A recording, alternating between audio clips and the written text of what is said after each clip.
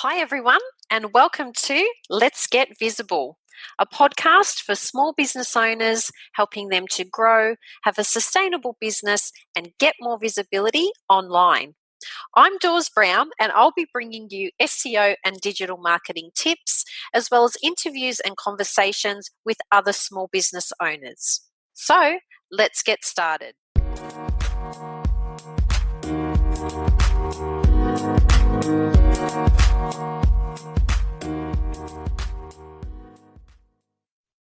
So today I'm joined by Pam Burnett. She is the COO of Cream Collection, and her goal is to eliminate pesticides from all forms of agriculture.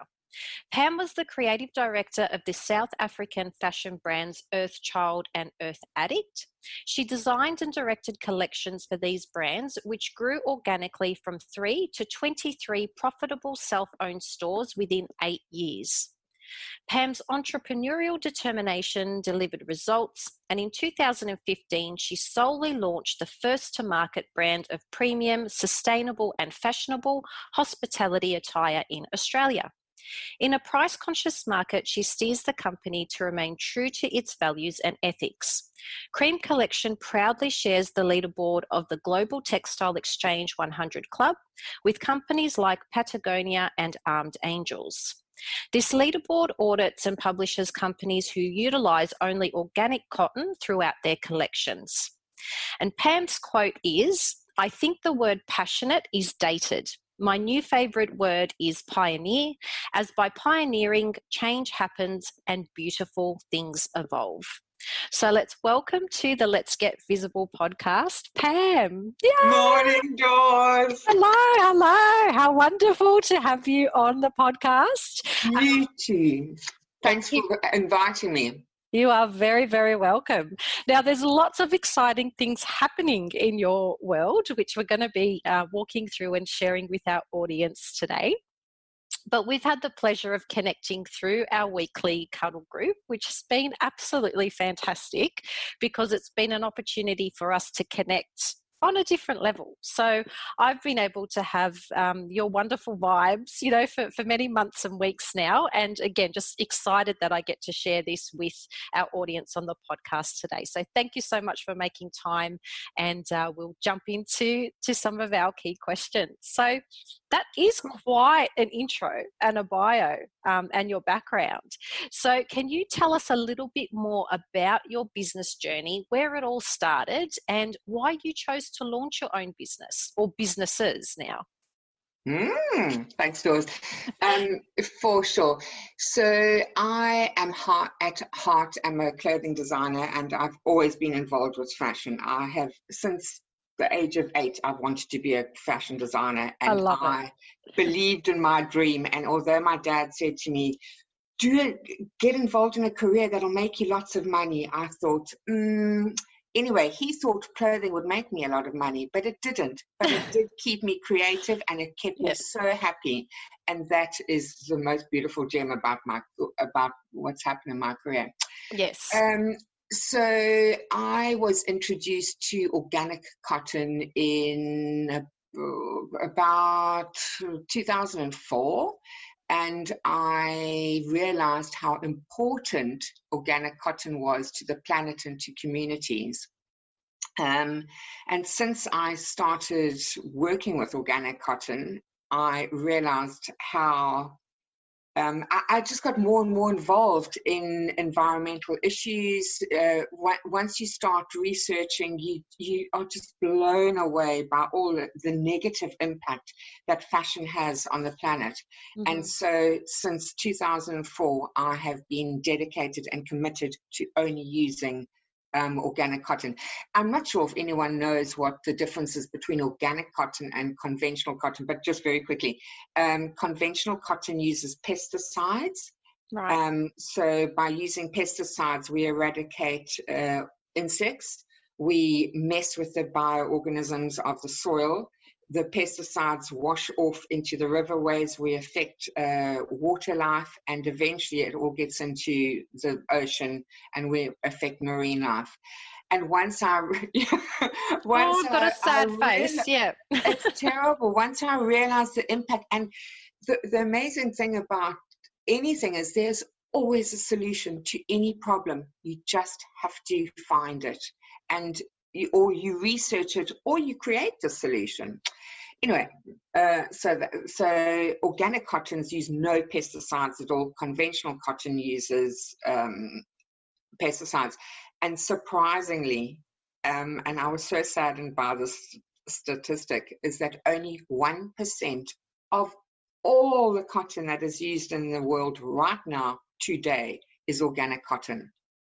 Yeah, so wow. so we are responsible for 99% of our choices and putting pesticides into the environment. Anyway, why did I get involved in this business? It was 2009, and I was sitting on my couch in Cape Town, South Africa. Yes. And this amazing program called MasterChef was trending. And I was watching MasterChef, and these two pioneers were on the show. One was a chef, his name is Matt Stone, and the other is Joost Bakker, and he's a sustainable architect. And they had designed a pop-up restaurant, which Matt was leading as the chef, and they were just talking about sustainable produce, sustainable livestock, sustainable restaurant procedures, etc., etc. And I thought, I want to be a part of that. But there was a bit of I just thought, oh, there are such pioneers in this. This was more than 10 years ago. Yeah. And I thought, I want to be a part of those guys' world. I want to be a pioneer like them. So, but there was one problem. I was in Cape Town. They were in Australia. And they were in hospitality, and I was designing children's fashion.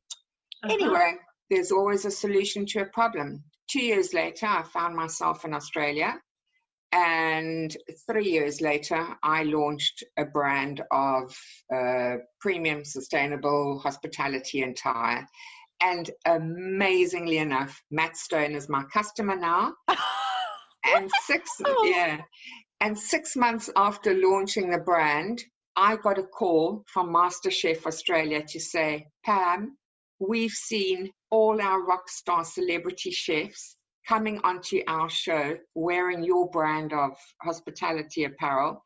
And we want you to supply with George, Gary, and Matt at this time. Yeah. And they flew me down to Melbourne, and I went on set on MasterChef and was introduced to all the guys, and nothing came of it, but it doesn't matter. It's amazing. If you want to do something, you can do it, and you can achieve it. So, yeah. Goodness.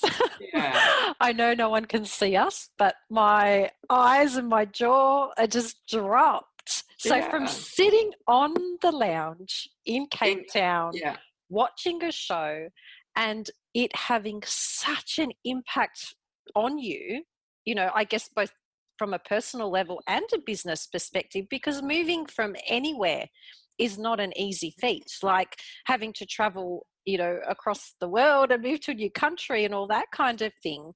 I guess that journey in itself would have been, quite a big thing for you, and transitioning from South Africa to Australia. How did you find that transition? Have we welcomed you well and, yes, given you all the love and support that you needed?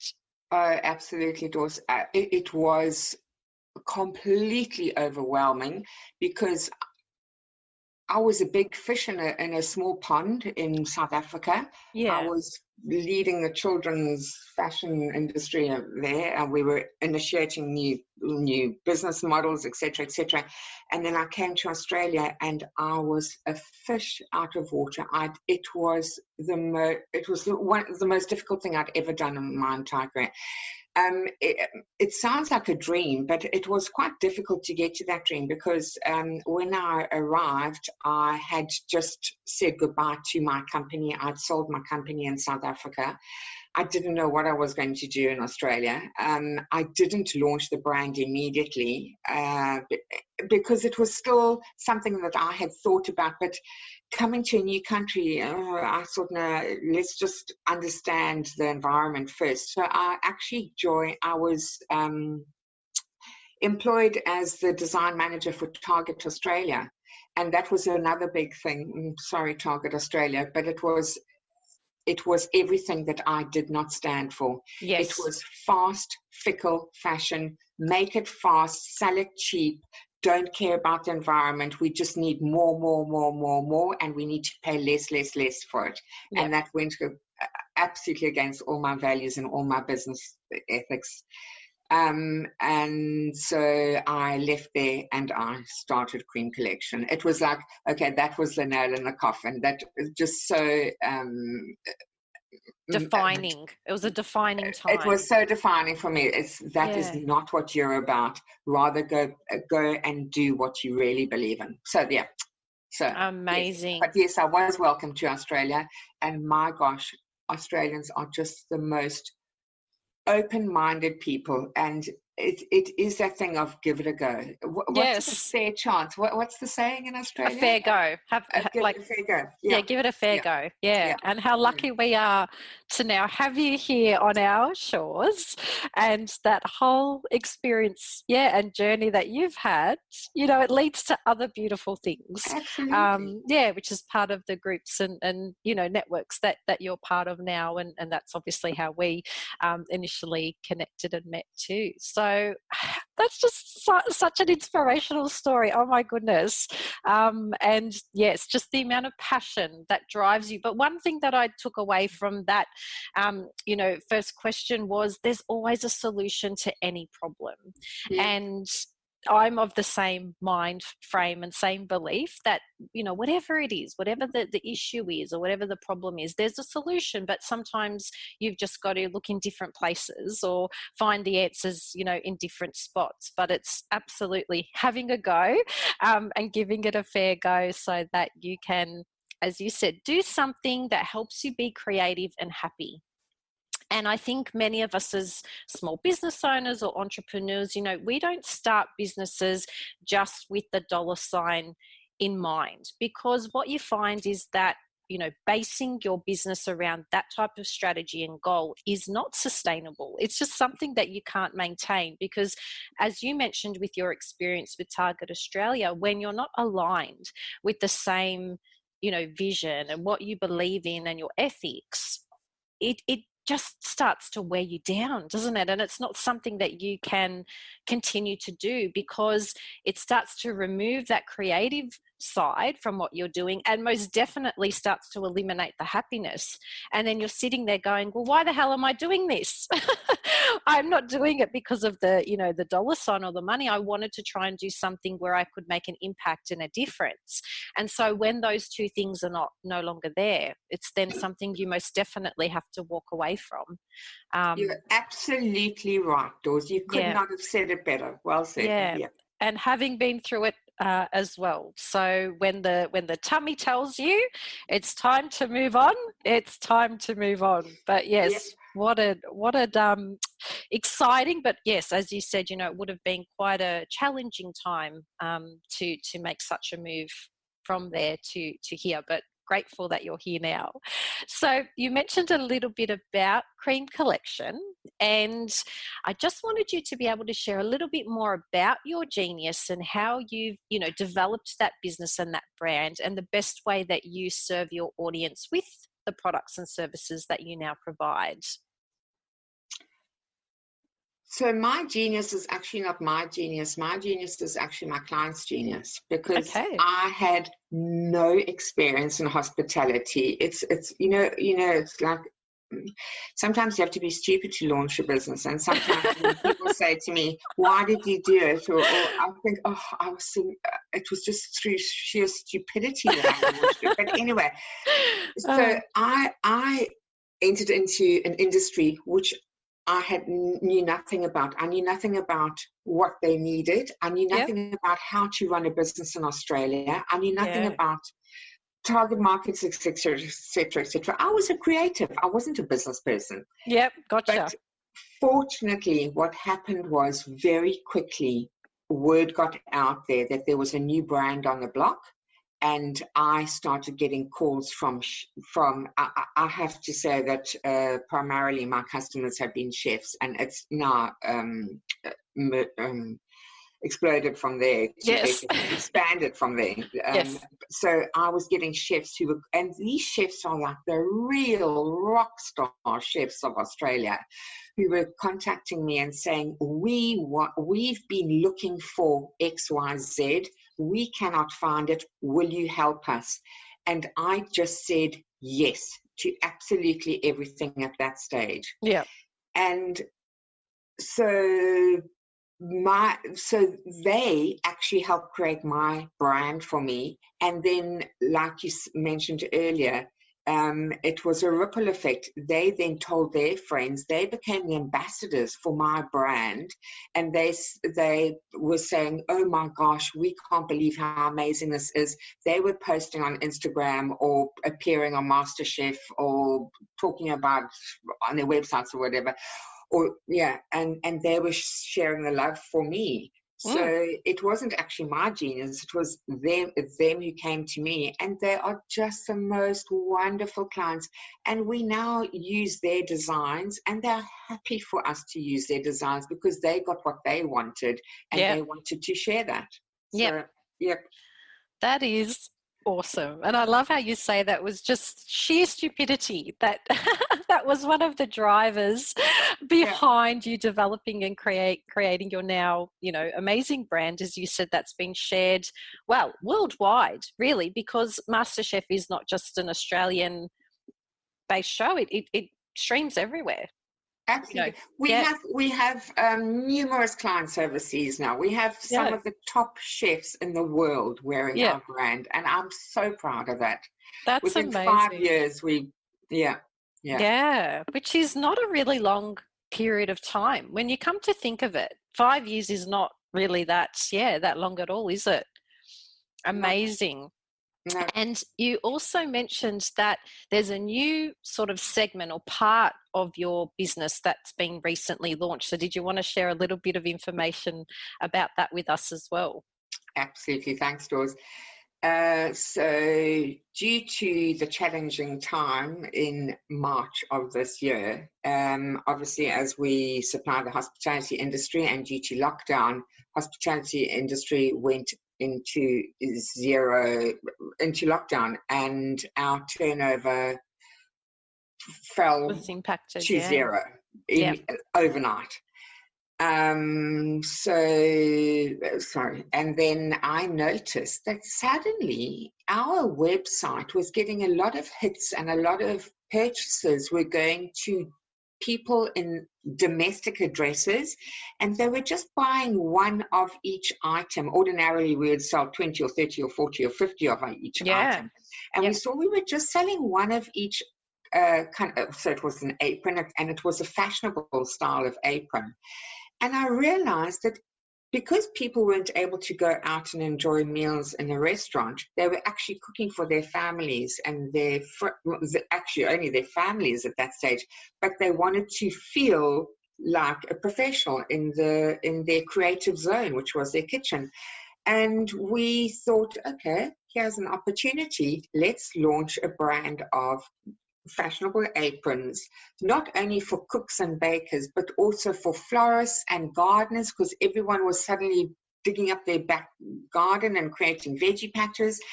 And we now have launched a second branch called Cream Collection Creative, and that's for all the creatives at home, all the florists, artists, gardeners, barbecuers, cooks, bakers, etc.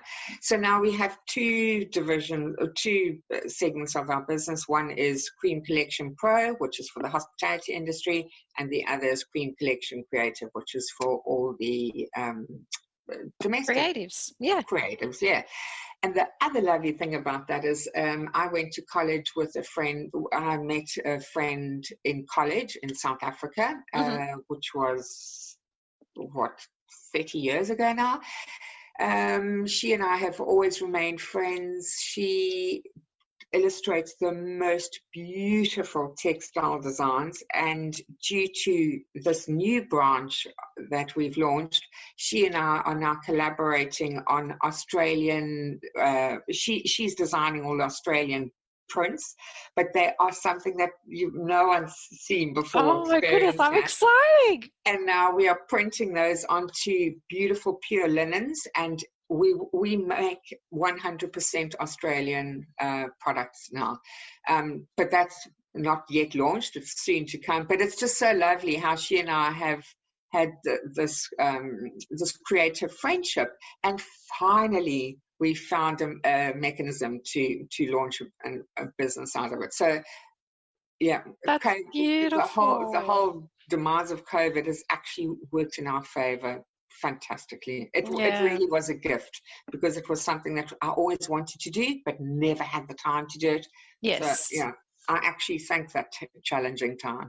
Yeah, and in the quote, when I mentioned your bio, I also mentioned your quote, which I'll re-say. So I think the word passionate is dated. My new favourite word is pioneer, and I truly think and feel that you've stood by that and backed that up 100%, because in such a challenging time when, you know, a large portion of your market is the hospitality industry, that you've seen that opportunity, you've used things like data and information coming through from your website to pioneer a new avenue into your business, which has now led to a collaboration with, you know, an old-time friend. And it's, again, creating all these new blooms, you know, other things are starting to blossom out of this challenging time, and a time where we could have looked at it in, I guess, a negative way, but so many opportunities have come out of going into lockdown, being able to stop and slow down and press the pause button. Not that we had anticipated that or necessarily wanted it, but it just forced us, didn't it, to recognize or realize different things. But we've now evolved as not just people, but as businesses as well, which I think is super bloody exciting, because, you know, change, it can be hard, but it's also a very interesting and exciting time when you're moving into a new direction and you're just going with whatever is being presented to you. You know, it's presented to you at that time for a particular reason. So absolutely, one of the quotes that I always say is, you're never given anything that the universe doesn't think you can't handle. So, you know, it's being done for a reason, whether it's a lesson or finding purpose or whatever it is. It absolutely all happens for that reason, but we're continuously being directed into areas that, we may not have mapped out or planned, but it's the journey that we need to go on. So, but isn't that so exciting, Dawn? I think so. Business is all about. You have to be flexible. You can't be stubborn and set in your way. Otherwise, you won't grow. No, and you won't succeed. There's just no way that you're going to, be sustainable and succeed. Exactly. If you're just sitting, you know, in your comfortable little bubble. The other thing I, have continuously shared and said on our guest interviews as well is that business, even if it's your own business, is not achieved alone. It's through collaborating with others. It's through the love and support of others. It's actually not just you. And, I'm very grateful, because it's the people that I've surrounded myself with that have actually helped my business be what it is today. And without them, it wouldn't be what it is today. I'm certainly not sitting on an island and doing all this on my own. Absolutely not. I've got mentors and people that, like our groups that we catch up in, just to have perspectives from other people and ideas and thoughts, and leads to collaboration, leads to, new exciting opportunities, which, most definitely it's not a journey that you take by yourself. No. So hindsight can be a great thing. Out of the experiences that you've had, particularly since, that time sitting on the lounge and watching that MasterChef episode to where you are today, is there anything when you look back on your experience and what's happened that you would do differently, and why? Numerous things, and I wish I could start all again, but it doesn't matter. Yeah. Absolutely. The first thing I would say is research. Okay. Research your target market. Research competitors, do your SWOT analysis. Research is the number one thing. because we all think we've got this fantastic idea, we think it's fantastic. We think the whole world thinks it's fantastic as well.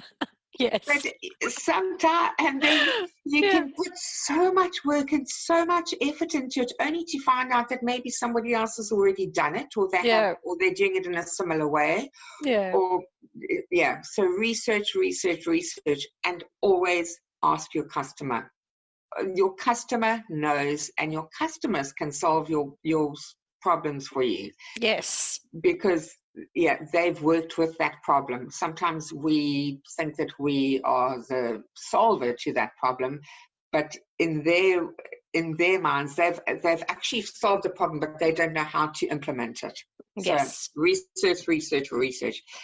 In hindsight as well, I wish I'd known more about finances, and I wish that I had somebody to guide me, like you said just now, and mentor me about cash flow projections, business projections, and goals.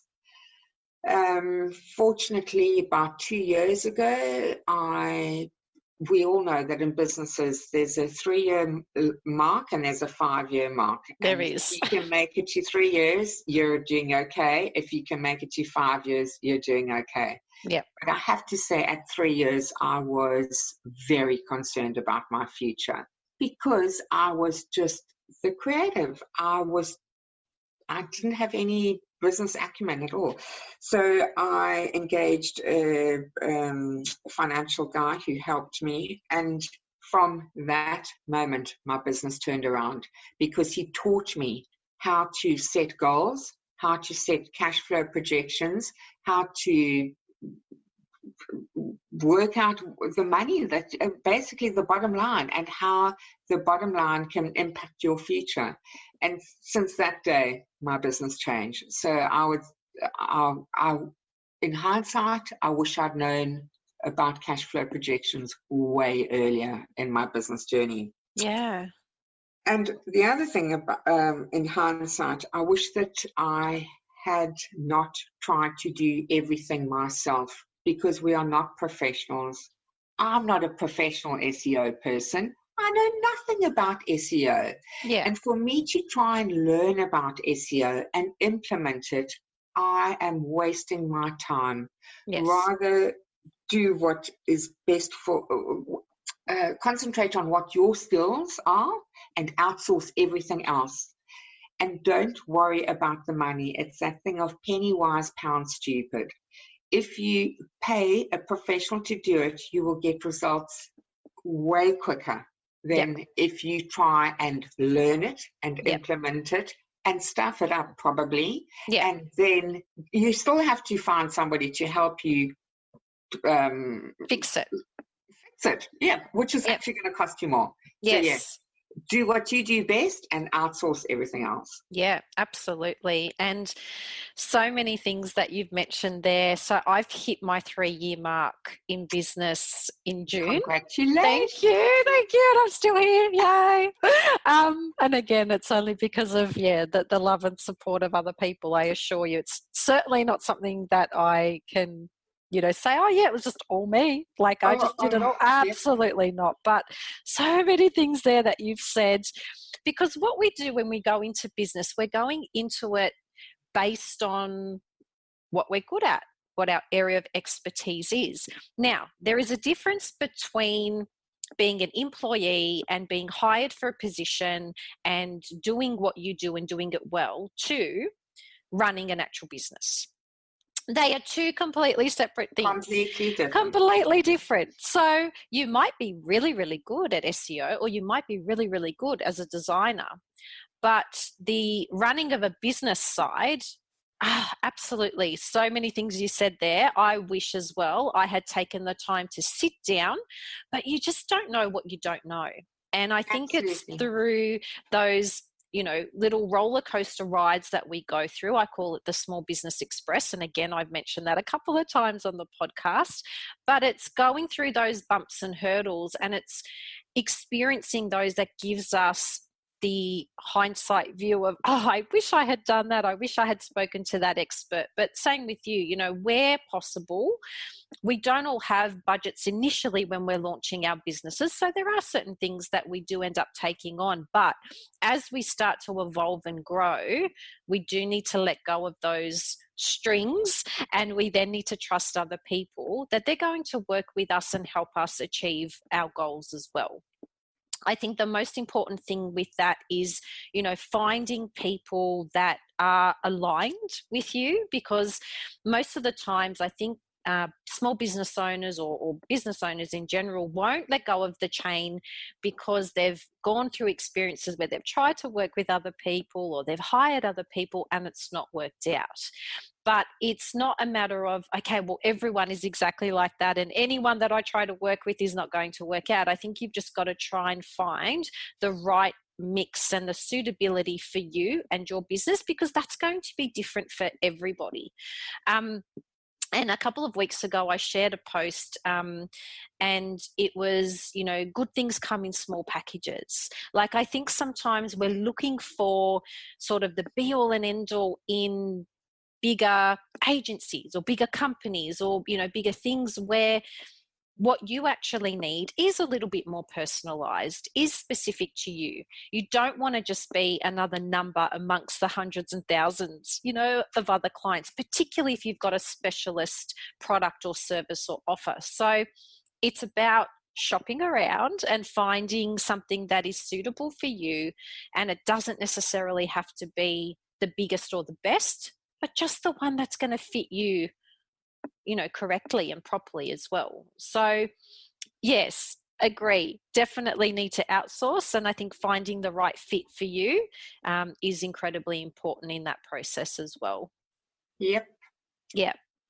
Now, you mentioned a little bit about gaining that initial visibility and traction. So when you did launch Cream Collection, a lot of your clients or customers at the time were chefs, and you mentioned that it was a bit of a ripple effect where one person would pass it on to another person and then it was word of mouth and those types of things. So do you feel that from a visibility perspective and really growing your business, that, you know, word of mouth was key to that? Or what are some of the other things that you've done to try and get you know, your business more visible out there? Thanks, Doris. Very good question. So I would say, you know, the 80-20 rule, Yes. that 80% of your business comes from 20% of your marketing, et cetera, et cetera. Yeah. So I would say that our business has been built on referrals. I didn't have the marketing budget to go out there and spend lots of money on ad campaigns and Instagram companies and social media people, etc., to help me. And I honestly thank my customers for being our ambassadors and for being our marketers, because they shared it. They shared it to their peers, to their colleagues. And the other thing about our business is we're so very fortunate that with chefs and people in the hospitality industry, they move from location to location geographically, and they also move up in their careers. So if it's like anything, if we're introduced to a brand at the start of our career and we really enjoy that brand, we become very loyal to that brand. And as we grow in our careers, we recommend that brand to the other stakeholders of the business. And so we've managed to grow our business through ambassadors that way. In the beginning, they bought one little item. Now they are kitting out the entire hotel staff from one little purchase that they maybe did 4 or 5 years ago. So with regards to marketing, I burnt and I wasted a lot of money on trade shows as well. Okay. Because I thought, oh, I'll go and play with the big league. I can do this. And it just wasn't what we were all about. We are about connections. We are about personal friendship relationship, personal business relationships. And I have to say that after spending a lot of money at trade shows, after 3 years, I gave up because the return on investment just wasn't there. Mm-hmm. It just wasn't us. I was trying to play in a league that wasn't what I stood for. It was actually the antithesis of what I stood for. So where do we do marketing? Fortunately, most of it is inbound. We don't have a sales team, but to date, we are beyond capacity. We cannot keep manage. Up. We have to change the business model now on at 5 years because we can't cope with the capacity at the moment. What a great problem to have, Pam. I don't know. sometimes less is more, you know. Yes. People want to grow big, but bigger problems, and I don't know if I want that. More money, more problems. I'd rather have a lovely little business where I connect with my customers and we have a lovely friendship rather than just becoming another number. I hear you. That is the basis of why I launched my small business. And constantly, you know, within the initial circles that I was in, it was scale and grow and build an agency and have a team and do all of these, you know, big and wonderful things. And it couldn't be furthest away from my vision and my mission for my business. And I can almost record what you said word for word and pop it on my website because that's exactly how I roll. I want to be connected. I want to build those relationships. My clients become like family, you know, after I work with them, even if their campaigns are, you know, done and dusted or they want to self-manage and I help them and support them to do that. We still catch up for lunches and dinners and coffee and, you know, on a personal basis because it's not about just, you know, oh, this is just the visibility part or this is the SEO part. You're working with people, you know, that's their livelihoods. They've put their heart and sweat and tears and soul into what they're doing and what they're developing, and just having an understanding of that and knowing that they're not just someone you do stuff for and then tick them off a list and then off you go. You know, I say that in my initial calls, you know, if we work together, you know, you're stuck with me for life. Like I'm not going anywhere after that. Like you may choose to do it for a certain period of time based on your needs, based on your goals, based on your budget. But yeah, I'm certainly not going to disappear, you know, after that period of time because we're then, connected and building, you know, as you said, those relationships. But it's a real testament to you. And you really do need to stand back and go, wow, Pam, like well done. For people to, you know, spread the word about you and to really develop that growth for your business and your brand is a reflection of how friggin' awesome your brand is and your products and your services are, because that wouldn't be happening without you being that key component to it. Like they wouldn't have done that unless yes, they did drive it for you, but it's you who they're actually building that relationship with as well. So I get that your clients have helped you a lot, but it's because of who you are and what you do as well that I think we need to acknowledge. You can't bypass that. But I think it's also bigger than that, Dawes. You know, they say it takes a village to raise a child. Yes. And I think the same in my business. It takes a team to build a brand. Because, and it's exactly what you said earlier about connecting with the right people. Yeah. All the people in my supply chain, I have the utmost respect for. I've met every single one of them, whether they be at an international location or a local location. Yes. I've met with them. We've built our businesses together. We've built our friendships and relationships together. Yeah. And I think if you impart to your suppliers as well about what you stand for and how important they are to you, together you build a beautiful brand. And you do. Somehow your clients get to understand that. Yeah. And appreciate it and respect it. Yes, So I love it. It's not me. It really is a community It's a who has team. built this brand. Yeah, Absolutely. Now, we've touched on this also, and pioneering and diversifying and moving into new directions with your own business, but coming to the naughty C word, which is COVID. How are you feeling about it all now at this point in time? So we're recording this in July of 2020, and we've been through here in Sydney and New South Wales, that lockdown period, and then we were let back out into the big wide world. We're starting to see another, spike and increase in New South Wales and Melbourne. But how are you feeling about it all? And do you feel that overall, that whole naughty C word of COVID, did it help or did it hinder you in a business perspective? It didn't only help, it redirected us. It set us off in not a tangent, but in a direction that we never, ever, ever would have expected. Yep. I actually cannot thank the universe enough for that time of lockdown, because it was we had. When you work in your business and on your business every single day, this little hamster on this little hamster wheel, you're just churning. There's never a time to stop, breathe, think, reimagine, rebuild. And that time period